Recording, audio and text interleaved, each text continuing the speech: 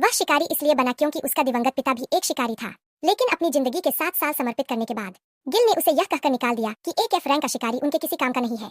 1 जनवरी 2015 को इंसानियत का स्वागत नए साल की गर्म रोशनी से नहीं हुआ, बल्कि उसका स्वागत हुआ एक गेट से, एक पोर्टल जो इस दुनिया को दूसरी दुनिया से जोड़ता था। उन पोर्टल से कई राक्षस निकले और धरती की रक्षा के लिए कुछ इंसानों में खास शक्तियां जाग उठीं। उन्होंने राक्षसों से लड़ना शुरू किया। असंख्य जीत और हार के बाद आखिरकार उन्होंने महान युद्ध का अंत उस समय किया जब उन्होंने राक्षसों के राजा असोडियस को मार गिराया। इसके बाद गेट से राक्षस निकलने बंद हो गए और एक नया युग शुरू हुआ।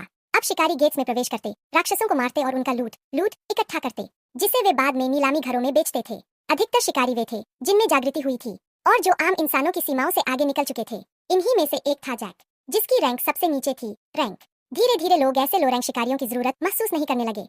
एक दिन जैक को कचरे में पड़ा एक गेमिंग पॉड मिलता है। वह उसे घर ले आता है, उम्मीद करता है कि उसे बेचकर कुछ पैसे कमा लेगा, लेकिन उसका दोस्त उसका मजाक उड़ाता है और फिर दोनों बाहर जाकर जमकर शराब पीते हैं। घर लौटने पर उसका दोस्त जोरदार पाद मारता है और पूरा कमरा बदबू से भर जाता है।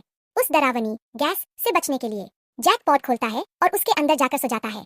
लेकिन जब वह अपनी आंखें खोलता है तो खुद को एक खूबसूरत लड़की के बगल में लेटा हुआ पाता है।